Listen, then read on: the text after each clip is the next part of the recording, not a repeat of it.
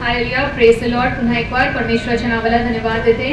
आणि मागील आठवड्याभर त्यांनी आपल्याला सांभाळलं, पुन्हा एक बार त्याच्या मंदिरात घेऊन आला, त्याची उपकार स्तुती करते. आणि जसं मागच्या वेळेस मी साक्ष दिली होती आणि परमेश्वर खरोखर आपण आज 6 महिने ही मंडळी चालू आहे आणि प्रत्येक गरजा देव आपला पुरवत आहे. आपल्या वेळेनुसार नाही, परंतु परमेश्वराच्या वेळेनुसार ना. परमेश्वराची वेळ योग्य आहे. आणि आज आपल्याकडे नवीन माईक आहे आणि तो माझ्या कपड्यांना देखील मॅचिंग झालेला आहे. आणि खरोखर परमेश्वराने आपली गरज पुरवली आणि नवीन कोऱ्या वस्तू आपल्या मंडळीमध्ये येत आहे आणि देवाने देणारे हात दिलेले आहेत. तर परमेश्वराच्या नावाला धन्यवाद देऊ. आणि आज या माईक साठी मी एक प्रार्थना करते आणि मग आपण वचनामध्ये जाऊ. धन्यवाद प्रेम गौरवशाली देवा, खरोखर प्रभू तुझं वचन सांगतं की स्वर्गातून दिल्यापासून पृथ्वीवर आम्हाला काहीच मिळत नाही प्रिय परमेश्वर देवा. आणि प्रभू या छोट्या छोट्या गोष्टीमध्ये देखील प्रभू तू विश्वसनीय आहेस प्रिय परमेश्वर देवा. त्यामुळे नावाला धन्यवाद देते प्रिय परमेश्वर देवा. येणाऱ्या दिवसामध्ये प्रभू मोठ्या आशीर्वादांसाठी तू द्वार ओपन करणार आहेस. त्यामुळे नावाला धन्यवाद देते प्रभू. हा माईक मी तुझ्या हाती समर्पित करते प्रिय परमेश्वर देवा आणि येशूच्या रक्तामध्ये कव्हर करते प्रभू. प्रभू हा माईकचा उपयोग केवळ तुझ्या गौरवासाठी आणि तुझ्या प्रभू राज्याच्या वाढीसाठी व्हावा प्रिय परमेश्वर. या माईक पण उत्तम असे तुझ्या आराधनाचे गीत गायले जाऊ दे आणि प्रभू उत्तम असं वचनाचं मान्य या माईक मधून लोकांना मिळावं यासाठी तू सहाय्य कर प्रिय परमेश्वर. धन्यवाद तुझ्या नावात देते आणि तुझी स्तुती करते. प्रार्थना येशूच्या नावात मागते म्हणतो ऐक. Amen. Hallelujah, praise the Lord. आजच्या वचनामध्ये आपण जाणार आहोत, पण त्याच्या आधी आपण थोडंसं रिव्हिजन करणार आहोत, रिकॅप करणार आहोत. कारण आज आपला पुन्हा एक मोठा सण आहे. आपण सणांबद्दल चालू केलं होतं ना, सणांचा अभ्यास चालू केला होता. तर पटकन आपण एक रिकॅप करू. तर किती सण आहेत आपल्याला, किती सण देवानी लावून दिलेले आहेत? 7 सण लावून दिलेले आहेत. त्यातले 4 पूर्ण झाले आहेत आणि 3 अजून बाकी आहेत. ठीक आहे, 7 सण देवाने आपल्याला नियम लावून दिलेला होता इस्रायली लोकांना. त्यातले 4 पूर्ण झालेले आहेत, 3 अजून बाकी आहेत. त्यातला आज 4था सण आहे. तर पहिला पटकन आपण बघू की ते 7 सण कोणते आहेत. तर पास ओव्हर फीस्ट, वलांडनाचा सण, द फीस्ट ऑफ अनलिव्हन्ड ब्रेड, बेखमीरी भाकरीचा सण, the feast of first fruits, पहिल्या फळांचा सण, द फीस्ट ऑफ वीक्स, पवित्र आत्म्याचा सण जो की आज आहे, फीस्ट ऑफ ट्रम्पेट्स, करण्याचा सण, द डे ऑफ अटॉनमेंट, प्रायश्चिताचा दिवस, द फीस्ट ऑफ टबॅर्निकल्स, मंडपाचा सण. तर पहिले जे 4 सण जे पूर्ण झालेले आहेत त्यातला 4था सण आहे. तर 3 आपण ऑलरेडी साजरा केला ना. पास ओव्हर किंवा वलांडनाचा सण आपण जावळ्यांचा रविवार म्हणून साजरा केला. त्याच्यानंतर द फीस्ट ऑफ अनलिव्हन्ड ब्रेड, बेखमीरी भाकरीचा सण म्हणजे आपण गुड फ्रायडे ना, उत्तम शुक्रवारचा सण आपण साजरा केला. आणि त्याच्यानंतर फीस्ट ऑफ फर्स्ट फ्रुट्स, पहिल्या फळाचा सण म्हणजे आपण रेझरेक्शन ना, येशूच्या पुनरुत्थानाचा दिवस, तो सण आपण साजरा केला. आणि आज त्या पूर्ण झालेल्या 4 सणांमधला 4था सण आहे ज्याला फीस्ट ऑफ वीक्स, पेंटिकॉस्ट किंवा पवित्र आत्म्याचा दिवस किंवा फीस्ट ऑफ पेंटिकॉस्ट असं म्हटलं जातं ना. फीस्ट ऑफ वीक्स किंवा सप्ताहांचा सण, वीक्स म्हणजे आठवडे, सप्ताहांचा सण ज्याला हिब्री भाषेमध्ये शवोत असं पण म्हटलं जातं. शवोतचा अर्थ आहे वीक्स म्हणजे आठवडा, सप्ताह. आणि प्रथम फळाचा सण आपण बघितलं होतं ना मागच्या वेळेस, पुनरुत्थानाच्या वेळेस. प्रथम फळाचा सण साजरा केल्याच्या 50 दिवसानंतर इस्रायली लोक काय करतात? शवोत किंवा सप्ताहांचा सण साजरा करतात. आपण वचनातून देखील बघणार आहोत या गोष्टी. आणि नवीन करारामध्ये आपण याला पेंटिकॉस्टचा दिवस किंवा फीस्ट ऑफ पेंटिकॉस्ट असं म्हणतो. कारण पेंटिकॉस्ट, पेंटेकॉस्टे हा ग्रीक शब्द आहे ज्याचा अर्थ आहे 50 म्हणजे पेंटिकॉस्टे म्हणजे 50. त्याच्यामुळे आपण याला पेंटिकॉस्ट असं म्हणतो. आणि हा ईस्टरच्या नंतर किंवा पुनरुत्थानाच्या दिवसानंतर 50व्या दिवशी हा साजरा केला जातो. जुन्या करारामध्ये ज्या वेळेस सप्ताहांचा सण साजरा केला जायचा त्यावेळेस सर्व जे यहुदी पुरुष होते ते यरुशलेमेकडे जायचे हा सण साजरा करायला आणि काही ना काहीतरी अर्पण देवाला ते घेऊन जायचे. यावेळेस आपण वचनामधून बघू. अनुवाद याचा 16वा अध्याय आणि 16वं वचन. तुझा देव परमेश्वर जे स्थान निवडील तेथे वर्षातून 3दा म्हणजे बेखमीर भाकरीचा सण, सप्ताहांचा सण व मांडवांचा सण या 3 सणात तुमच्यातील सर्व पुरुषांनी त्याच्या समोर हजर राहावे. पण कोणीही परमेश्वरासमोर रिक्त हस्ते येऊ नये.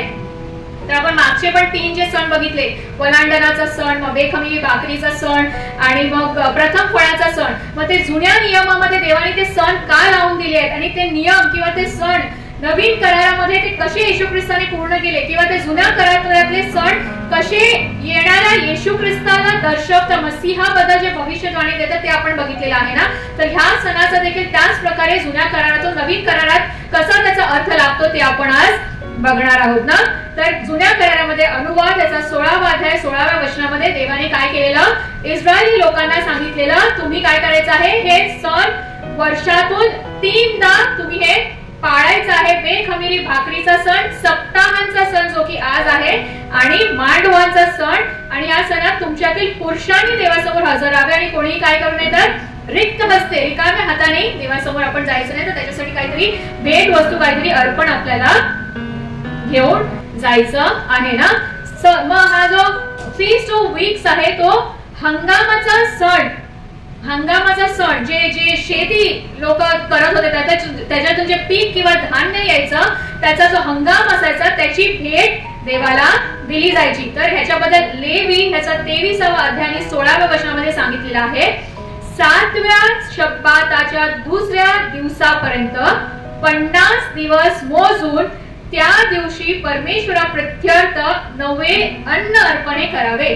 17वे वचन, तुम्ही आपल्या निवासस्थानातून 2 दशांश एफाभर सपीटाच्या 2 भाकरी ओवाळण्यासाठी आणाव्यात. त्या खमीर घालून भाजलेल्या असाव्यात. परमेश्वराप्रित्यर्थ हे प्रथम उपजाचे अर्पण होय. तर दोन गोष्टी देवाने या ठिकाणी सांगितल्या. 2 भाकरी ताळ्याचे 2 भाकरी आणि खमीर घातलेली. आधी आपण कोणता सण साजरा केला, बेखमीरी भाकरीचा सण, कारण बेखमीर आहे ते पापाचं प्रतीक आहे. पण ह्या ठिकाणी देव काय सांगतो, ह्या सणामध्ये खमीर घालून ते आणाव्यात आणि त्याचा आपण अर्थ आहे ते आपण पुढे बघणार आहोत ना. या ठिकाणी 2 लोव्स 2 भाकर ना, ते देव हे कशाचं प्रतीक आहे, तर हे जे नियम होते ते देवाने कुणासाठी लावून दिलेले, यहुदी लोकांसाठी लावून दिले होते आणि बाकी सगळे परराष्ट्रीय होते. आज आपण कोण आहोत, आपण परराष्ट्रीय आहोत, यहुदी नाही आहोत ना.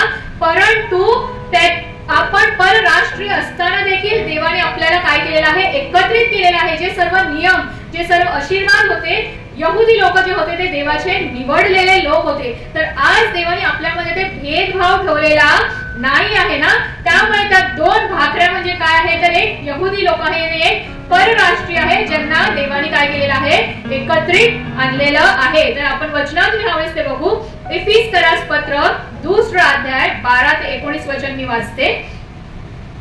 तुम्ही त्यावेळेस ख्रिस्त विरहित इस्रायलाच्या राष्ट्राबाहेरचे वचनाच्या करारांना परके अशा आशाहीन व देव विरहित असे जगत होता. कोण, तर परराष्ट्रीय. आपण जे होतो ते देव विरहित, आपण ख्रिस्ताला ओळखत नव्हतो. परंतु जे तुम्ही पूर्वी दूर होता ते आता ख्रिस्त येशूच्या ठाई ख्रिस्ताच्या रक्ताच्या योगे जवळचे झाला आहात. येशू ख्रिस्ताचा स्वीकार केल्याने त्याच्या रक्ताच्या द्वारे आपण काय झालेलो आहोत, तर त्याच्यापासून जे दूर होतो ते आता आपण जवळ आलेलो आहोत. कारण तोच आमची शांती आहे, त्याने दोघांना एक केले. तोच म्हणजे कोण, येशू ख्रिस्त आपली शांती. आणि किती भाकर त्यांनी सांगितल्या जुन्या करारात, 2 भाकर. आणि ह्या ठिकाणी त्याचं वचन सांगतं की त्यांनी दोघांना एक केले आहे. म्हणजे आपल्याला आणि देवाला एक केलं आहे आणि यहुदी लोकांना आणि परराष्ट्रीयांना देवाने काय केले आहे, एक केलेलं आहे. आणि मधली आड भिंत पडली. जो आपला आणि देवामध्ये जो पडदा होता तो काय झालेला, त्याच्या मरणाच्या द्वारे तो काय झाला, फाटला होता. ती आड भिंत जी होती ती तुटली आणि आपण काय झालेलो, देवाबरोबर आता एक झालेलो आहोत. त्याने आपल्या देहाने वैर्य म्हणजे आज्ञा विधींचे नियमशास्त्र नाहीसे केले, ह्यासाठी की स्वतःच्या ठाई दोघांचा एक नवा मानव निर्माण करून त्यांनी शांती प्रस्थापित करावी. दोघांचा एक मानव. त्यामुळे ते 2 भाकर जे आहे ते ह्या वचनाचे या ठिकाणी नवीन करारामध्ये प्रतीक आहे. 16व्या वचनामध्ये, आणि त्याचे एक शरीर करून आणि वधस्तंभावर वैर भाव जिवे मारून त्याच्याद्वारे दोघांचे देवाशी समेट करावा आणि त्याने येऊन तुम्ही दूर होता त्या तुम्हाला शांतीची सुवार्ता सांगितली व जे जवळ होते त्यांनाही शांतीची सुवार्ता सांगितली, कारण त्याच्याद्वारे आत्म्याच्या योग्य अभयतांच्या पित्याजवळ प्रवेश होतो. तर ह्यावरून तुम्ही आतापासून परके व उपरी नाही परंतु पवित्र जनांच्या बरोबरचे नागरिक व देवाच्या घरचे आहात. तर ते दोन भाकर जे जुन्या करारामध्ये इस्रायली लोकांना देवाने नियम लावून दिलेले आहे, ते आज देवाने काय केलेलं आहे, आपल्याला आणि देवाला त्यांनी एक केलेला आहे. आणि जे इस्रायली आणि परराष्ट्रीय होते त्यांना काय केलेलं आहे, त्यांनी एक केलेला आहे. तो जो अंतर होता किंवा ती आड भिंत होती ती काय झालेली आहे, नाहीशी केलेली आहे ना. जसं मी म्हटलं की ह्या ठिकाणी काय केलेलं आहे, खमीर वापरलेला आहे ना. खमीर जे आहे जसं मी म्हटलं पापाचं प्रतीक आहे, परंतु देवाने या ठिकाणी काय सांगितलेलं आहे, आधी सांगितलेलं बेखमीर भाकरीचा सण पाळायला, पण या ठिकाणी देवाने सांगितले खमीर वापरण्यासाठी सांगितलेलं आहे. कारण या ठिकाणी देवाला माहिती होतं की मंडळीची स्थापना झाली ना, पेंटिकॉस्टच्या दिवशी काय झालेलं, मंडळीची स्थापना झाली आणि भले देवाने स्वतःचा एकुलता एक पुत्र पाप अर्पण म्हणून दिला, परंतु तरीही आपण पाप करतच राहतो ना, मंडळीमध्ये पाप हे होतच राहतं आणि ते येशू ख्रिस्ताच्या येण्यापर्यंत होतच राहणार आहे. त्यामुळे त्यांनी काय केलेलं आहे, या ठिकाणी खमीर वापरण्यासाठी सांगितलेलं आहे. जसं मी म्हटलं की जे जे सण किंवा जे जे नियम देव पित्याने इस्रायली लोकांना लावून दिला ते सर्व येणाऱ्या मसीहाचं येशू ख्रिस्ताच्या येण्याबद्दलचं प्रतीक आहे. येशू ख्रिस्ताच्या येण्याबद्दलच्या भविष्यवाण्या आहेत ज्या नवीन करारामध्ये पूर्ण होता, जेणेकरून येशू ख्रिस्त येऊन काय करणार होता, त्याच्या लोकांना पापातून मुक्त करणार होता, सोडवणार होता ना.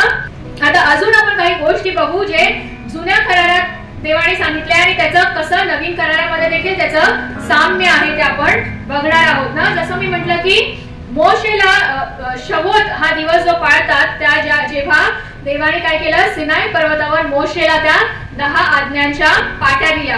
तर निर्गम याच्या 24वा अध्याय आणि 18व्या वचनामध्ये असं म्हटलेलं आहे की मोशे मेघात प्रवेश करून पर्वतावर चढला.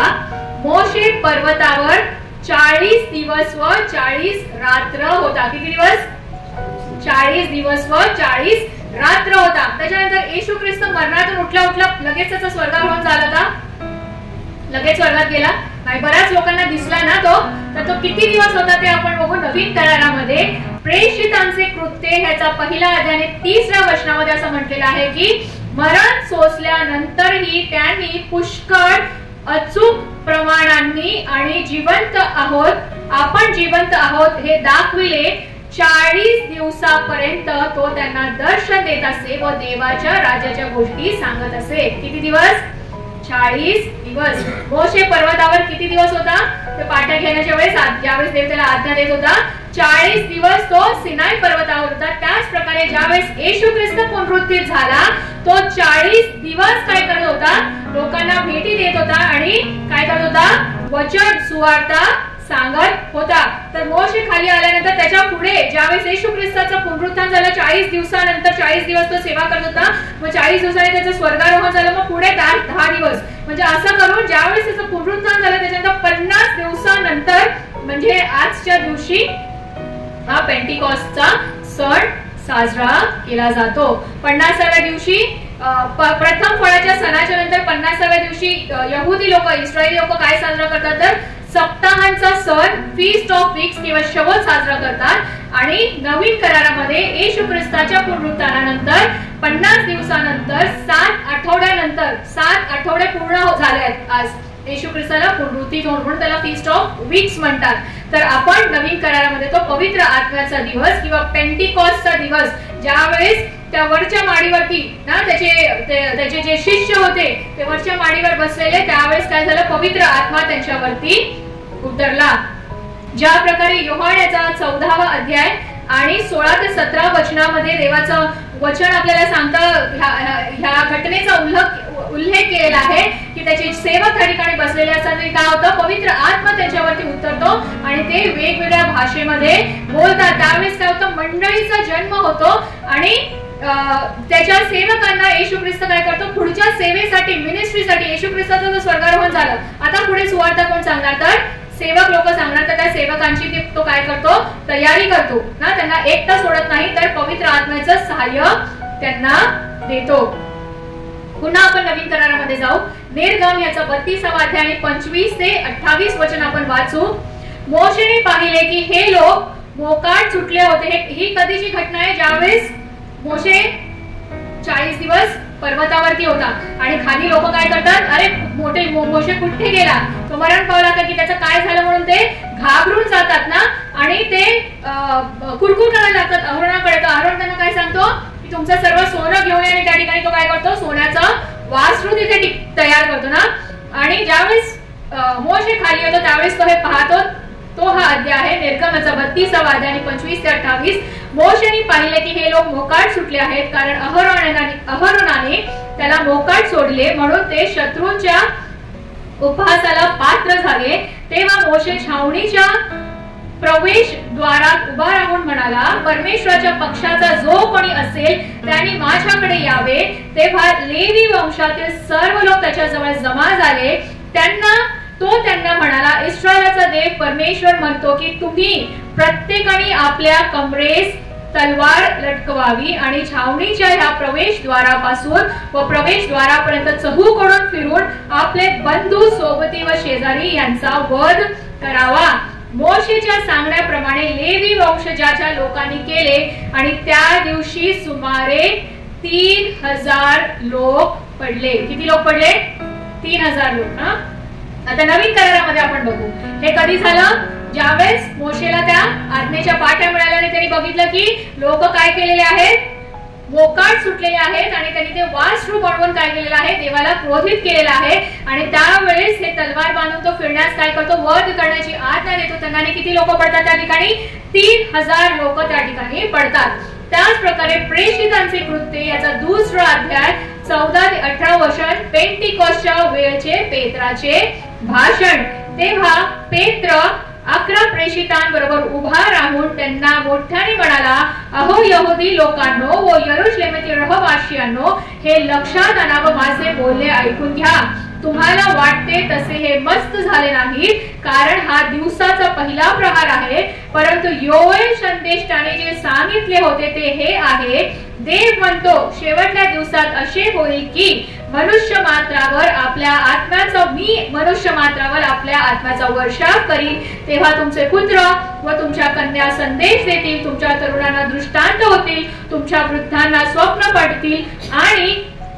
आणखी त्या दिवसात मी आपल्या दासांवर व आपल्या दासींवर आपल्या आत्म्याचा वर्षाव करीन, म्हणजे ते संदेश देतील. त्या ठिकाणी काय होतं, पवित्र आत्मा जो आहे शिष्यांवर उतरून येतो आणि ते सगळे अन्य वेगवेगळ्या भाषेत बोलू लागतात आणि सगळे लोक त्यांच्याकडे जमा होतात. आणि काही लोकांना वाटतं ह्यांनी काय केलेलं आहे, मद्य पियालेले आहेत ना, दारू पिऊन हे लोक जिंकलेले आहेत, त्यामुळे काहीतरी ते विचित्र काहीतरी बरळत आहे. परंतु त्यावेळेस पेत्र काय करतो, त्यांच्यासमोर उभा राहतो, त्यांना आव्हान करतो आणि संदेश देतो.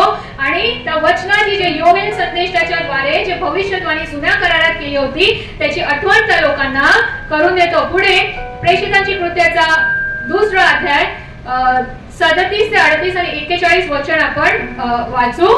आणि ज्यावेळेस पेत्र त्या ठिकाणी उभा राहून संदेश देतो हे ऐकून त्यांच्या अंतःकरणास सुटफूट लागली आणि ते पेत्र व इतर प्रेषित यांना म्हणाले, बंधुजनो आम्ही काय करावे? पेत्र त्यांना म्हणाला, पश्चाताप करा व तुमच्या पापाची क्षमा व्हावी, म्हणून तुम्ही प्रत्येक जण येशू ख्रिस्ताच्या नावाने बाप्तिस्मा घ्या, म्हणजे तुम्हाला पवित्र आत्म्याचे दान प्राप्त होईल.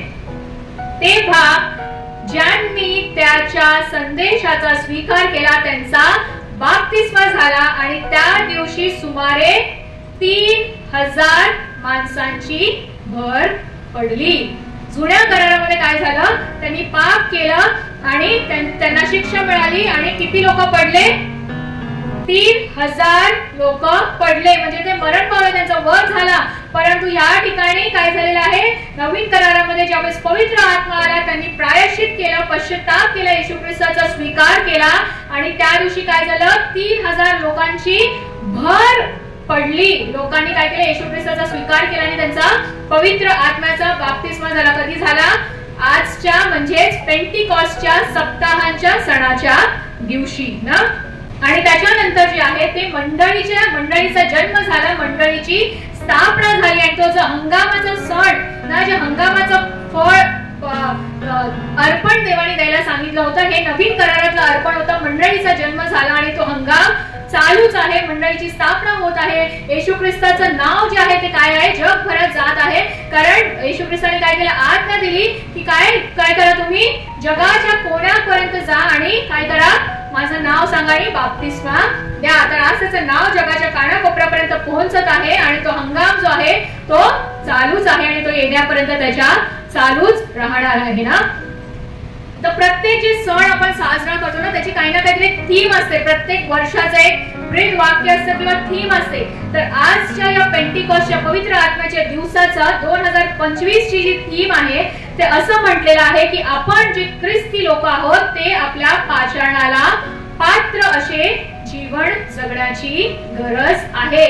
जसं आपण वचनामध्ये म्हटलं की आपण काय होतो, परराष्ट्रीय होतो, परंतु आपल्याला काय केलेलं आहे, देवानी एक केलेलं आहे ना, त्याचे भागीदार बनवले आहे. आड भिंत नाहीशी झालेली आहे आणि आपल्या देखील पापांची देवाने क्षमा केलेली आहे आणि त्याचा वारस होण्याचा आपल्याला अधिकार दिलेला आहे. तर जे आपलं जे पाचारण आहे, आपलं जे बोलावणं आहे, त्याच्या आपण काय केलं पाहिजे, त्याच्या पात्र आपण जीवन जगलं पाहिजे. तर हे या 2025च्या पवित्र आत्म्याच्या दिवसाचं थीम आहे. आणि का आपण आपल्या पाचारणाला पात्र असं जीवन जगलं पाहिजे, कारण जे बाकीचे लोक आहेत इतर क्षेत्रामध्ये ना, त्यांचं परिवर्तन करण्यासाठी आपल्याला काय केलेलं आहे, जगात मुक्त केलेलं आहे, सोडलेलं आहे.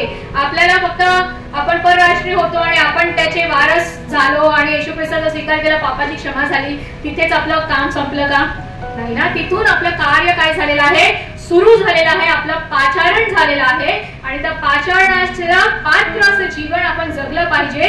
कारण जे इतर लोक आहेत त्यांना काय केलं पाहिजे, त्यांचं परिवर्तन होण्यासाठी आपल्याला देवाने काय केलेलं आहे, जगामध्ये मुक्त केलेलं आहे.